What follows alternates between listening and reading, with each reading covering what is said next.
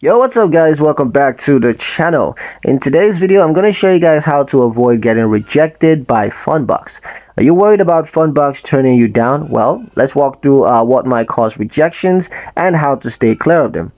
The first reason could be insufficient business history, and the solution here is to make sure that your business is at least 6 months old and has a consistent record of transactions before applying.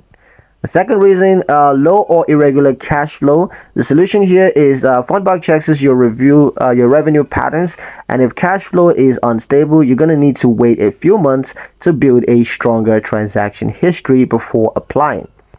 The third reason it could be rejected is incomplete or outdated financial data, and the solution here is to connect your bank or accounting softwares fully, because missing or stale data often leads to automatic rejections. The fourth reason is poor repayment habits elsewhere, and the solution here is to maintain good repayment history across other lenders and platforms. Funbox may use this to access your trustworthiness. The fifth reason is personal or business credit issues, and the solution here is to check your personal and business credit reports for red flags and to fix issues like missed payments or defaults before applying on Funbox. Avoid these red flags and your odds of Funbox approval is going to go way up.